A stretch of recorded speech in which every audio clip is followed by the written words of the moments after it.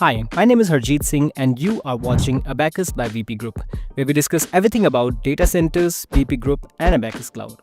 तो आज की वीडियो में हमारा मेन फोकस रहेगा दो टॉपिक्स पे, namely data and data centers and VP Group and Abacus. So let's start with the first one, that is data and data centers. So we are all surrounded with data.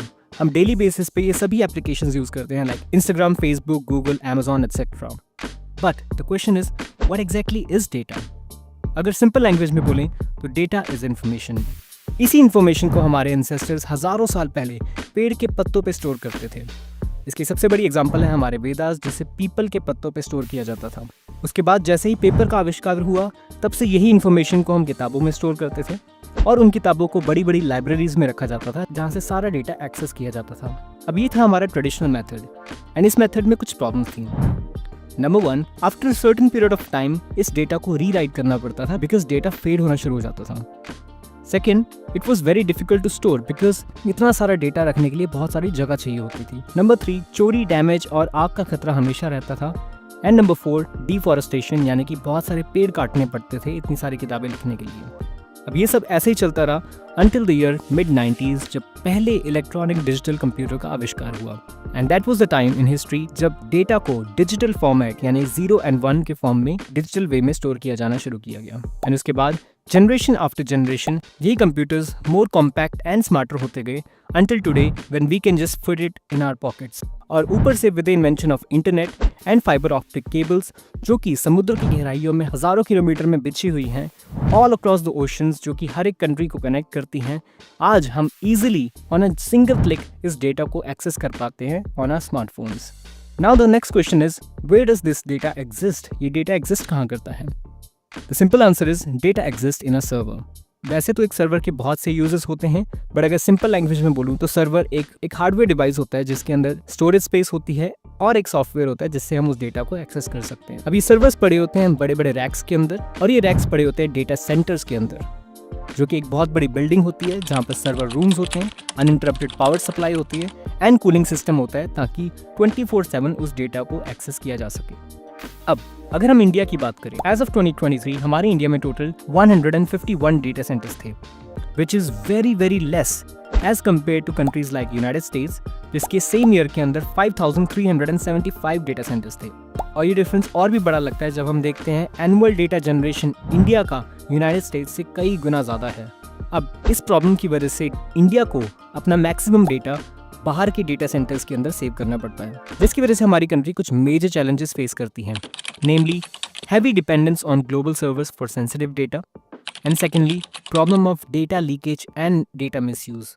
Fortunately, Government of India ने इन challenges के against एक strict action लिया on August 2023 with the launch of DPDPA, that is Digital Personal Data Protection Act 2023. अब इस act के अंदर data protection को लेकर बहुत से इंपॉर्टेंट लॉज बने, जिसके अगर हम मेजर इम्पैक्ट्स की बात करें तो that is strict action against data leakage. जो भी लोग डेटा लीकेज के लिए रिस्पॉन्सिबल हैं उनके अगेंस्ट स्ट्रिक्ट एक्शन लेना. सेकेंडली, डेटा लोकलाइजेशन और India's data in India only. Foreign की कंट्रीज में इंडिया का जितना भी डेटा प्रेजेंट है वो सारा इंडिया के अंदर वापस लेके आना. And lastly, growth in hyper scale data centres. उस डेटा को एक्यूमुलेट करने के लिए हाइपर स्केल डेटा सेंटर्स की कंस्ट्रक्शन करना, जिसके कारण बहुत से different players data centre industry के अंदर उतरना शुरू हुए, जिनमें से एक प्लेयर आता है वीपी ग्रुप, जिसके बारे में आज हम डिस्कस कर रहे हैं. So let's discuss about VP group and abacus. So VP Group was founded almost a decade ago by a revolutionary person named Mr. Ranjit Singh Sandhu, who is the president of the company and also a Sanchar Shri awardee for his contribution in laying down optic cables in India. Along with him, his own son, Mr. Navjot Singh Sandhu, who is the CEO and the managing director of the company, and Dr. Pawanpreet Singh Dhaliwal, who is the chief technical officer and director of the company. इन तीनों की combined efforts की वजह से आज VP group एक बहुत ही successful company बन पाई, जिसके अंदर आज बहुत से सक्सेसफुल वेंचर्स आते हैं in many different categories. So आइए जानते हैं ब्रीफली इन सभी के बारे में one by one. So telecommunication के अंदर इनकी दो वेंचर्स आते हैं, my internet and my wifi. My internet offers seamless internet experience with cheaper rates, and My Wi-Fi provide करता है both corporate and free reliable and secure public Wi-Fi solutions for businesses and public spaces. Broadcasting में इनके पास Sky Pro है जो कि इनका खुद का IPTV सर्विस है जो कि wide range of content offer करता है for entertainment. Next, real estate के अंदर आंगन होम्स से इनकी real estate कंपनी है जो कि luxurious 3 BHK independent flats provide करती है at affordable prices. Surveillance and turnkey में इनके पास My Cloud Cam है जो कि customers को CCTV surveillance and cloud storage facility provide करता है. नेक्स्ट एविएशन में इनके पास My Jet and My Air Ambulance है. माई जेट प्रोवाइड करता है luxurious experience on chartered flights and My Air Ambulance provides on board ICU facilities and other medical services during the time of emergency. Entertainment में अशके TV नाम से इनका OTT platform है which provides over 300+ live TV channels. Clean energy में My EV point नाम से इनका एक वेंचर है जो कि एक इलेक्ट्रॉनिक व्हीकल चार्जिंग कंपनी है which offers both fast and slow charges promoting the usages of sustainable transportation. Next immigration में इनके पास इमिग्रेशन टाइम्स नाम से एक चैनल है जिसका फोकस है wide range of immigration and visa consulting services provide करना. न्यूज चैनल्स में इनके 2 न्यूज चैनल हैं, My Punjabi TV and My Hindi TV, जो कि बिजनेस, स्पोर्ट्स, एंटरटेनमेंट, पॉलिटिक्स के रिगार्डिंग आपको इन्फॉर्मेशन प्रोवाइड करते हैं. एंड इंफ्रास्ट्रक्चर के अंदर इनकी एक कंपनी है वेलोसिटी जो कि डोमेन होस्टिंग प्रोवाइड करते हैं to users with innovative, reliable and scalable solutions for businesses and individuals. And last but not least Abacus cloud जो कि क्लाउड सॉल्यूशन सर्विसेज प्रोवाइड करती हैं to companies assisting them to take the businesses to the new heights. अब Abacus की starting होती है अक्टूबर 2023 को, right after the announcement of data protection act by government of India. इनका हेड ऑफिस सिचुएटेड है मोहाली के अंदर. इसके अलावा मुंबई एंड नोएडा के अंदर इनके 2 रीजनल ऑफिसेज भी हैं.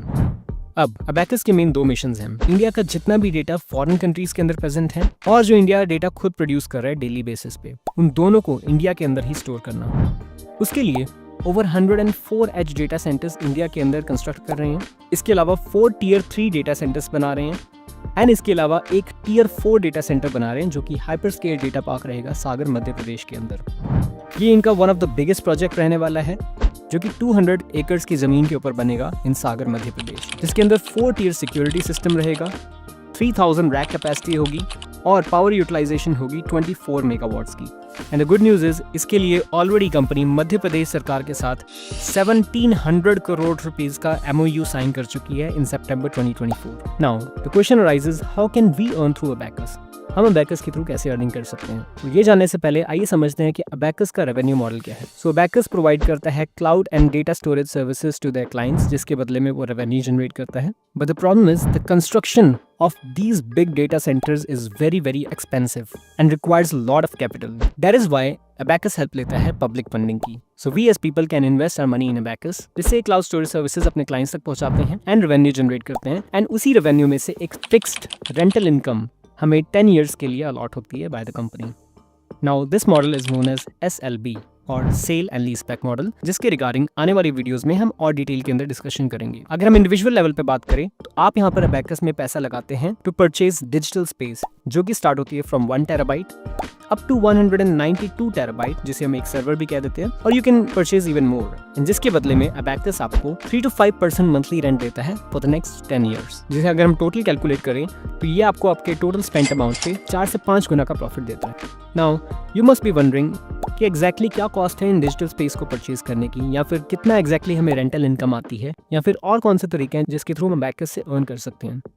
वेल, ये सारे के सारे क्वेश्चंस हम डिस्कस करेंगे in the next part of this video. We will discuss about the rent and commission plan of Abacus. तब तक के लिए अगर आज की वीडियो अगर आपको पसंद आई हो and if you found it informative, so please like it, and अगर कोई question doubt you can comment down in the comment box, and जाते जाते please subscribe this channel to stay updated with our upcoming videos. Thank you so much for watching. This is Harjeet Singh signing of.